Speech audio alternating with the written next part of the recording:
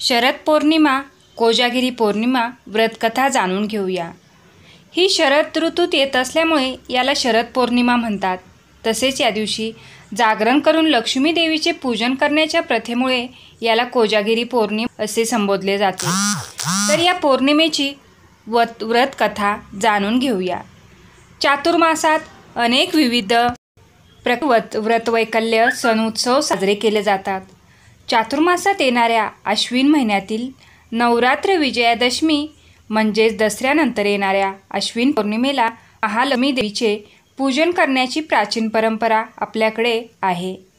वर्षभरात येणाऱ्या पौर्णिमांपैकी अश्विन पौर्णिमेला विशेष महत्त्व प्राप्त झाले आहे। ही पौर्णिमा शरद ऋतूत येत असल्यामुळे याला शरद पौर्णिमा म्हणतात।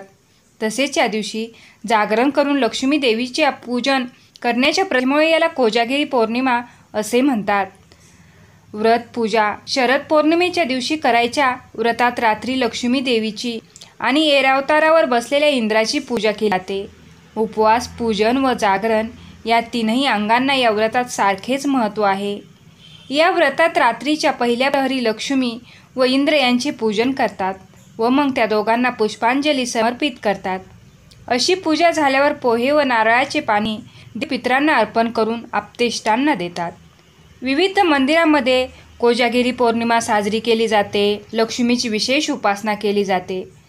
द्वापारयुगात वृंदावनमध्ये श्रीकृष्णाने गोपिकांसोबत याच रात्री रासलीला केली होती। वृंदावनात आजही श्रीकृष्ण आणि गोपिका रासलीला रचतात। त्या विशेष प्रसंगाची आठवण म्हणून वैष्णव संप्रदायाचे भक्त रास उत्सव साजरा करतात। श्रीकृष्ण आणि राधाची विशेष उपासना केली जाते। व्रतकथा प्राचीन काळी मगध देशात वलित नावाचा एक संस्कारी परंतु दारिद्र्य ब्राह्मण राहत होता। ब्राह्मण जेवढा सज्जन होता त्याची पत्नी तेवढीच दुष्ट होती। ती ब्राह्मणाच्या गरिबीमुळे दररोज त्याला त्रास देत होती।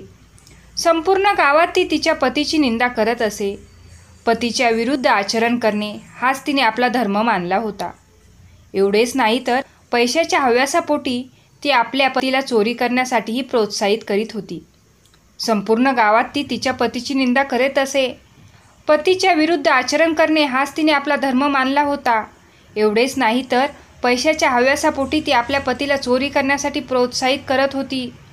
एकदा श्राद्ध करताना ब्राह्मणाच्या पत्नीने पूजेमध्ये ठेवलेले सर्व पिंड उचलून एका विहिरीत फेकून दिले। पत्नीची अशी वर्तणूक पाहून दुःखी मनाने ब्राह्मण जंगलात निघून गेला। जंगलात गेल्यानंतर त्याला तेथे नागकन्या भेटतात। त्या दिवशी अश्विन मासातील पौर्णिमा होती। नागकन्यांनी ब्राह्मणाला रात्री जागरण करून लक्ष्मीला प्रसन्न करण्याचे कोजागर व्रत करण्यास सांगितले। ब्राह्मणाने विधिवत कोजागर व्रत केले। या व्रताच्या प्रभावाने ब्राह्मणाला अपार धन संपत्ती प्राप्त झाली। भगवती लक्ष्मीच्या कृपेने त्याच्या पत्नीची बुद्धी शुद्ध झाली आणि ते दाम्पत्य सुखाने संसार करू लागले। धन्यवाद।